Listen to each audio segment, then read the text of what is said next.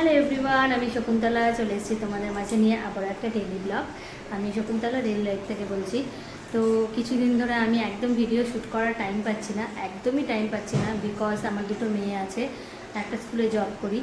তো আমার আজকে যেই ভিডিওটা যেই বিষয়ে বানাতে যাচ্ছি সেটাই তোমাদেরকে জানাচ্ছি যে আমার বড় মেয়ের আইসিএসসি বোর্ডে একটা স্কুলে পড়ে, ফাদার লেডলন স্কুল। তো ওর স্কুল বাস আসে 7টা 10-এ, মিঠাইয়েরও আসে একই টাইমে। তো সারাদিনের জন্য যাই, সেই জন্য লাঞ্চটা ওকে বাড়ি থেকেই ক্যারি করে নিয়ে যেতে হয়। আর যেহেতু লাঞ্চটা বাড়ি থেকে ক্যারি করে নিয়ে যেতে হয়, সেই জন্য আমাকেও বানিয়ে দিতে হয়। তো অত সকালবেলা তো অত কিছু বানানো সম্ভব না। তো এখন আমি চলে এসেছি, আমার মেয়ে হাঁসের ডিম খেতে ভালোবাসে, হাঁসের ডিমের কারিটা আমি রাতে বানিয়ে ফ্রিজে রেখে দেবো। সেটাই আমি সকালবেলা ভাত করে ঠান্ডা করে সেই ভাতটার সাথে আমি ওকে দেবো। তো চলো আমি হাঁসের ডিমের কারি বানাই। মাত্র দুটো ডিমের কারি হবে, কিন্তু তোমরা ভাবতে পারো যে আমি কেন দুটো ডিমের কারি বানাচ্ছি। তো অ্যাকচুয়ালি দুটোই বানাবো, তো সেই রেসিপিটাই তোমাদের সাথে শেয়ার করব। চলো তোমরা আমার সাথে থেকো। এই যে ডিম দুটো সিদ্ধ বসিয়ে দিয়েছে, এখন এটা দিয়ে হবে ডিমের কারি। তো বন্ধুরা আমি চলে এসেছি কাটাকুটি করতে। তো চলো দেখো আমি একটু সবজিগুলো কেটে নিই, ডিমের কারিটা কিভাবে করব। তো হয়তো এটা দুটো ডিমের কারিই হবে, কিন্তু এইভাবেই করি, চটজলদি শর্টকাট।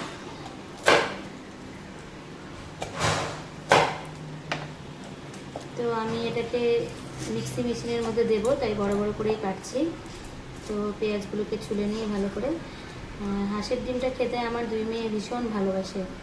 তো আমাদের এখানে একজনের বাড়িতে হাঁস আছে, তো সে আমাকে বাড়িতে এসে দিয়ে যায়। আর সত্যি বলতে কি, অনেকে বলে গরমের মধ্যে হাঁসের ডিম খেতে হয় না, কিন্তু তোমরা একটা জিনিস ভালো করে ভেবে দেখো যে আমরা যে পোলট্রির ডিমটা খাই সেটা তো ভেজাল, তাই না? সেটা ওষুধ দিয়ে মেডিসিন দিয়ে তৈরি করা হয়, কিন্তু একমাত্র হাঁসের ডিমটাই আমাদের একদম পিওর, যেটার মধ্যে কোনো ওষুধ নেই। বাড়িতেই হাঁসগুলোকে পালা হচ্ছে, তো আমার মনে হয় যে হাঁসের ডিমেই ভিটামিনটা বেশি। তো আমি বটি দিয়ে তরকারি কাটতে স্বাচ্ছন্দ্য বোধ করি, কিন্তু রিসেন্টলি আমি নাইফ দিয়ে কাটা শিখেছি, সেই জন্য আমার একটু দেরি হচ্ছে। আস্তে আস্তে শিখছি, দাঁড়িয়ে দাঁড়িয়ে করতে ভালোই লাগে। তো পেঁয়াজটা জলের মধ্যে দিয়ে দিলাম, একটু আদা দেব অল্পটুকুন। এই মশলাগুলোকে খুব ভালো করে মিক্সি মেশিনের মধ্যে পেস্ট করব।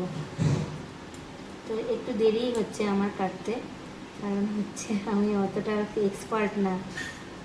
তো হয়তো মানুষ চেষ্টা করলে সবই পারে, আমিও পেরে যাব।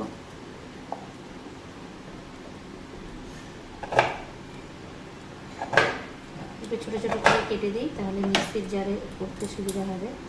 নোংরা হয়ে যাচ্ছে। আদা, জিরে, রসুনটা একদম বেশি দেবো না, 2-3 কোয়া দেবো, কারণ রসুনের একটা বাজে গন্ধ থাকে। যেহেতু হাঁসের ডিম সেই জন্যই রসুন দিচ্ছি, আমি এমনি নর্মাল ডিমে রসুন দিই না। জাস্ট একটা হালকা ফ্লেভারের জন্য দেবো। মাথাগুলো কেটে নিচ্ছি, নাহলে নখ ব্যথা হয়ে যায়।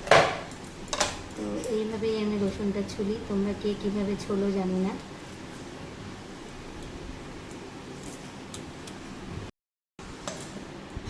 তো আমার রসুনটাও ছোলা হয়ে গেল। এবারে আমি মিক্সি মেশিনের বাটিটা এনে সব মশলাগুলোকে পেস্ট করে নেব। তারপরে আমি ডিমটা ছুলে নেব। ডিমটার মধ্যে ঠান্ডা জল দিয়ে রেখেছি। ডিমটা নিয়ে চলে এসেছি, ডিমটাকে ছুলে নিই। হাঁসের ডিম ছুলতে একটু টাইম লাগে। দেখো প্রথম ডিমটাই নষ্ট হয়ে গেল। খুবই পাতলা চামড়া হয়, অনেকক্ষণ সেদ্ধ করতে হয়, ভীষণ টাইম লাগে, খুব ধৈর্য নিয়ে পেশেন্স নিয়ে ছুলতে হয়।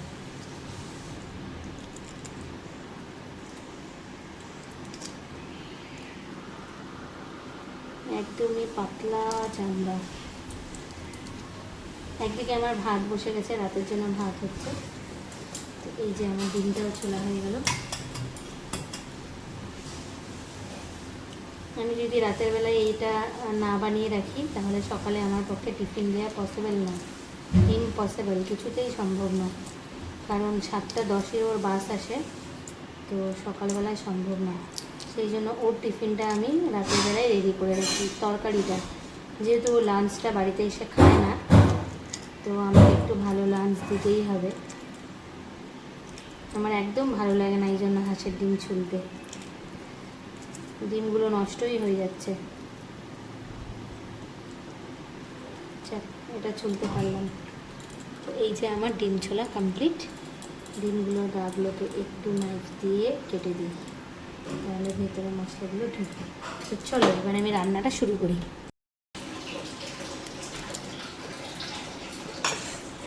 তো আমি চলে এসেছি মিক্সি মেশিনের বাটি নিয়ে।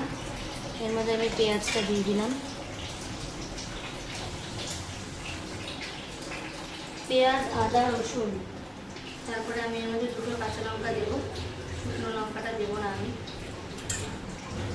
এই যে 2টো কাঁচা লঙ্কা দিলাম। এবার এটার মধ্যে একটু জিরের গুঁড়ো দিব,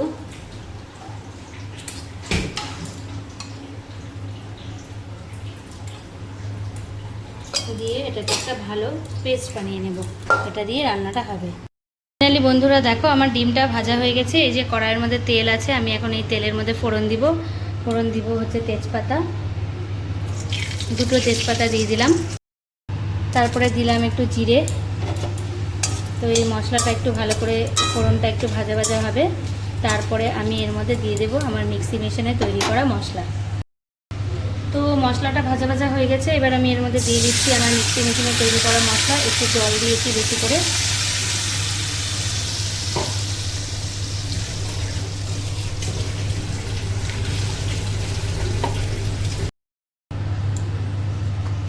তো এর মধ্যে দিচ্ছি আমি একটু হলুদ, আর দিচ্ছি একটু লবণ। তো এবার এই জিনিসটাকে খুব ভালো করে কষাবো। তো এটা কষতে থাক, তোমরা সাথে থেকো। চেক হয়ে গেছিলো, আলু দিতে ভুলে গিয়েছিলাম, তাই আলুটা এখনই দিলাম। আমার মেয়ে আলু খেতে খুব ভালোবাসে, তো দিয়ে দিলাম। এটা কষা হতে হতে আলুটা ভাজাও হয়ে যাবে, সেদ্ধও হয়ে যাবে। তো আমার মোটামুটি ডিমের মশলাটা কষা টষা কমপ্লিট হয়ে গেছে, আলুটাও সেদ্ধ হয়ে গেছে। তোমরা দেখলে আলুটা দিতে ভুলে গেছিলাম। আসলে আমার মেয়ের এই খাবারটা আমি আগের দিন রাতে করে রাখি, কারণ অত সকালে সম্ভব না। তো আজকে পুরো রান্নাটা মানে একটু ঝোলঝোলি রাখবো, সকালবেলা ফুটিয়ে তারপরে ভালো করে দিয়ে দেবো। তো দেখো আমি এরপরে এর মধ্যে ডিমগুলো ছেলে দিচ্ছি, হাঁসের ডিম। ও হাঁসের ডিমটা খেতে ভীষণ ভালোবাসে, তাই আমি ঘরে রাখি হাঁসের ডিমটা, আর ওকে রান্না করে দিই। তো এই দেখো।